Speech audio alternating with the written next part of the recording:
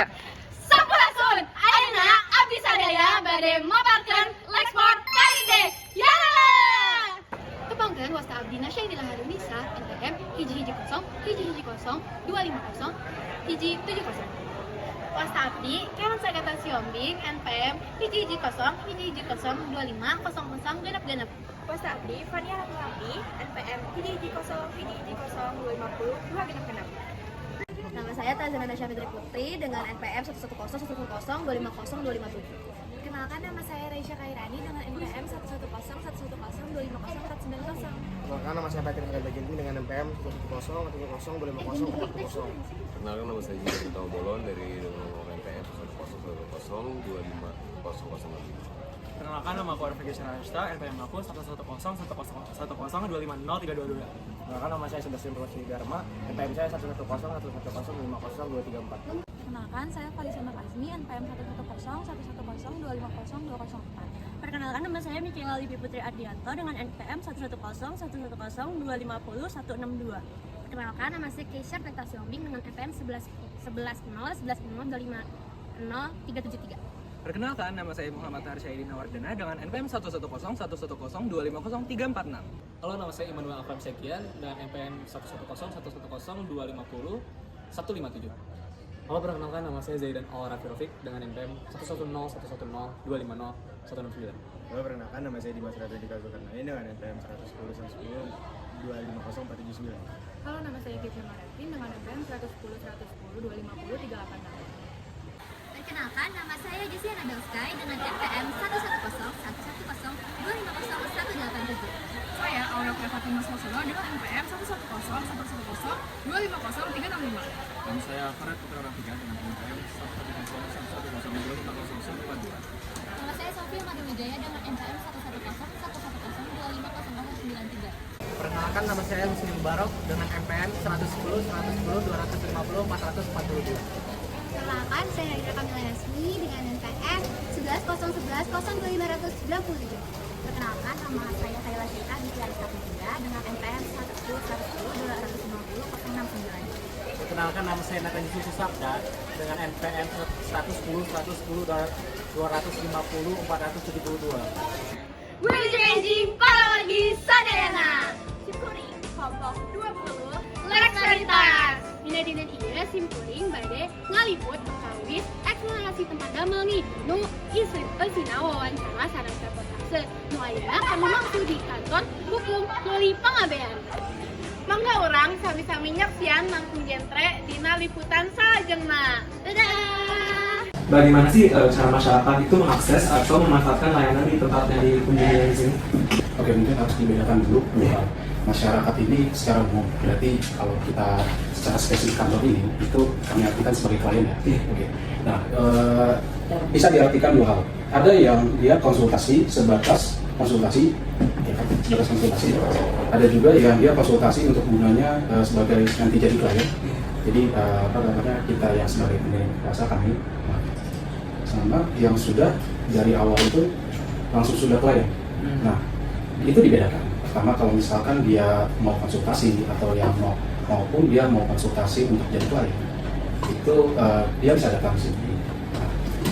Nah, prosesnya itu biasanya dihubungi dulu dari pihak kami, ya kan kami ada nomornya, ada teleponnya, dan lazim kalau kantor hukum itu dia main hukumnya aja. Biasanya itu ada kenalan, ada referensi juga.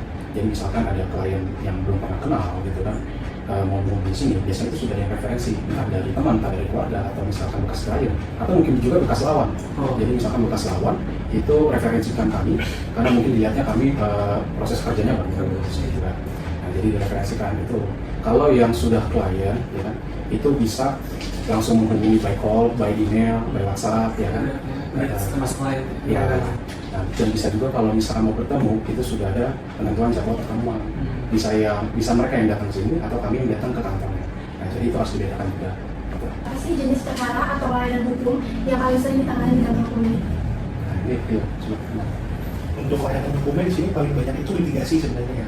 Jadi penyelesaian perkara yang melalui jalur-jalur formil, entah lewat kepolisian, entah lewat pengadilan, paling banyaknya sekitar situ. Lu pada mau nanya? Pertanyaannya mau ditambah lagi, mau diimprovisasi, Mas? Kalau misalnya selain litigasi itu, misalnya ruang lingkupnya litigasi apa aja? Nah, biasanya kan nanti setiap kota itu punya industrinya masing-masing kan. Kalau kita di Bandung tuh, kalau kita dulu pegangnya itu biasanya tekstil, kayak gitu. Nah, tapi kalau misalnya di pengadilan negeri Bandung, kalau misalnya ada perkara litigasi, kita itu juga pegangnya gugatan perdata, biasanya antara individu atau perusahaan, kayak gitu. Kemudian yang kedua, PTU juga ada. Tapi kalau misalnya kayak pasar modal dan lain-lain, biasanya pelajarannya nggak di sini kan, kita di Jakarta. Karena kalau Jakarta kan industri pasar modal. Mungkin saya nambahin juga ya, kalau misalkan di kantor ini ya, ada juga beberapa misalkan tahu retainer. Jadi itu klien yang dia sudah berkelangsungan. Jadi misalkan kontrak 1 tahun, ya kan, itu selaku klien kami. Nah itulah retainer. Mau ada perkara mau nggak, dia tetap melakukan pembayaran fee ke kami. Ya, nanti misalkan kami bantunya itu sekedar legal opinion atau sekedar surat menyurat, misalkan undangan ke lawan atau somasi ke pihak-pihak yang perlu. Nah biasanya dari situ juga ada perkara nanti. Nah kalau misalkan perkara tadi disampaikan ya, dari litigasi makanya untuk disampaikan. Tujuan dari kantor ini sebenarnya penting atau tidak untuk di ranah masyarakat Indonesia? Ya. Boleh. Nah, kalau misalnya tujuan kantor hukum itu kan berarti secara spesifik kenapa kantor hukum ini subjek dan objeknya siapa sih? Subjek dan objeknya itu kan sebenarnya advokat yang memberikan pelayanan jasa kepada masyarakat. Nah, tentunya kalau ditarik mundur ke si advokatnya secara luas itu sangat penting. Karena advokat itu bagian dari sistem peradilan pidana. Fungsinya itu enggak. Kalau misalnya itu itu baru belajar nanti di semester 3, semester 4 sistem peradilan pidana. Kalau di konteks pidana itu kan nanti kalau misalnya itu perkara tindak pidana, kan nanti alurnya kan mulai dari penyidikan kepolisian, penuntutan di kejaksaan, pemeriksaan sidang pengadilan sampai ke lapas. Nah, peran advokat ini kan ada setiap tingkat. Itu kalau dalam konteks pidana.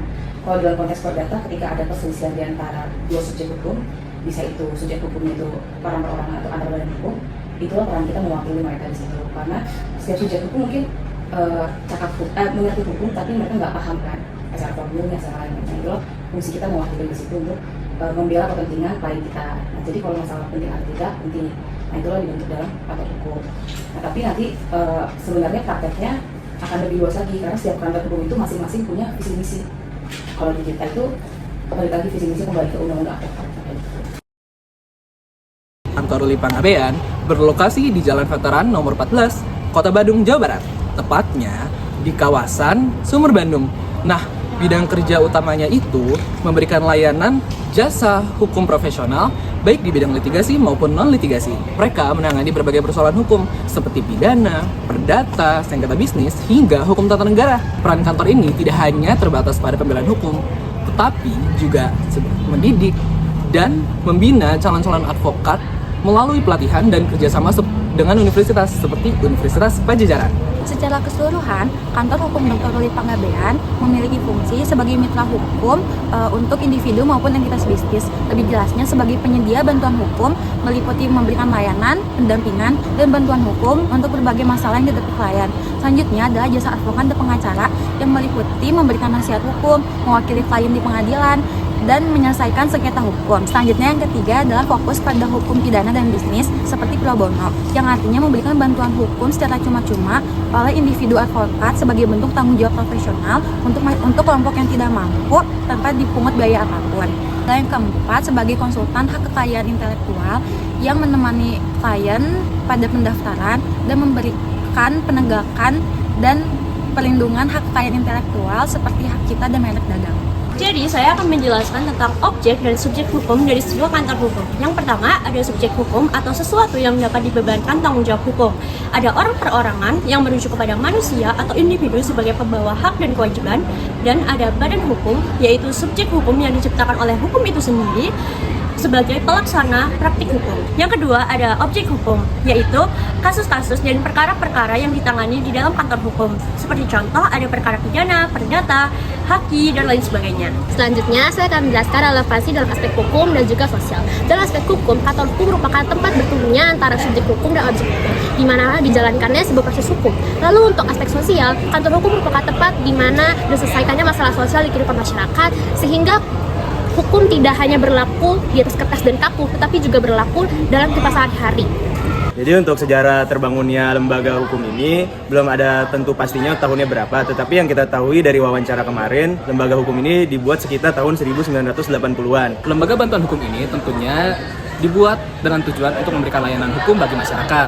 Layanan yang diberikan tidak terbatas pada bidang tertentu, namun layanan yang sering ditangani adalah litigasi. Untuk layanan hukum yang diberikan ada dua kategori. Yang pertama adalah layanan bantuan hukum profesional dan yang kedua adalah layanan bantuan hukum pro bono. Bentuk layanan profesional merupakan layanan yang diberikan oleh pengacara atau advokat kepada kliennya dengan imbalan honorarium atau bayaran yang sesuai dengan kontraknya. Untuk tujuannya adalah untuk menjalankan profesi, mencari nafkah, dan memberikan layanan yang sesuai dengan kontrak kepada kliennya. Untuk ciri-cirinya adalah adanya kontrak antara advokat dan klien mampu secara ekonomi dan bersifat komersial. 3. Lalu yang selanjutnya adalah pelayanan pro bono. Pelayanan pro bono merupakan jasa hukum yang diberikan oleh advokat atau pengacara secara gratis atau cuma-cuma kepada orang-orang yang tidak mampu atau kelompok yang tidak mampu atau untuk memenuhi kepentingan umum.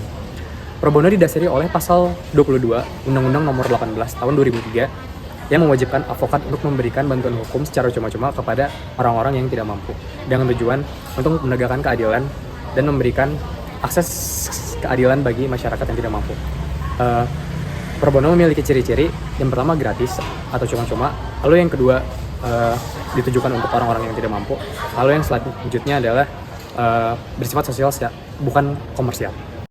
Kami akan menyampaikan hasil wawancara kelompok kami kemarin di Hukum Dr. Ruli Panggabean, SH, MH, dan MPAD. Namun sayangnya kami belum berkesempatan untuk mewawancarai langsung Bapak Ruli Panggabean. Oleh karena itu, narasumber kami adalah pertama Bapak Ru Takubolon, Jeremias Simanjuntak, Titus Takubolon, Rio Panggabean sebagai partner dari Bapak Ruli. Berikut adalah hasil analisis kami. Sebagai masyarakat, untuk bisa mengakses dan memanfaatkan pelayanan dari hukum Bapak Ruli sendiri ada pada etiknya. Kita dapat menghubunginya melalui rekomendasi dari orang lain. Urusan hukum terbagi menjadi dua, yaitu orang perorangan dan badan hukum. Orang perorangan adalah individu dengan hak dan kewajiban yang diatur dalam hukum perdata. Sedangkan badan hukum adalah organisasi dengan hak dan tujuan yang sama dengan orang perorangan, namun memiliki struktur dan tujuan yang diatur dalam hukum pidana. Selain subjek, terdapat juga objek dari hasil wawancara ini. Objeknya yaitu seperti kasus yang tidak ditangani oleh kantor hukum Dr. Ruli Panggabean SHM itu seperti kasus litigasi, PTN, kasus pidana, serta kasus. Untuk proses magangnya, pelamar harus melalui tahap wawancara terlebih dahulu dan akan diterima apabila dianggap telah memenuhi kriteria. Bagi mahasiswa yang diterima, selama proses magang wajib mengenakan jas amanat. Dan untuk pekerjaan yang diberikan kepada mahasiswa tersebut mengenai hal-hal administratif dan berdasarkan pengalaman mereka di kampus. Lalu, untuk pelamar yang ingin bekerja di bidang lawyer harus sudah menyelesaikan program PK dan PA terlebih dahulu. Kantor Hukum Dr. Ruli Panggabean memberikan layanan umum kepada masyarakat, baik secara profesional yang dimana sistemnya berbayar, ataupun ada pro bono yang gratis. Jenis perkara yang ditangani umumnya litigasi, namun tetap terbuka kepada perkara yang lainnya.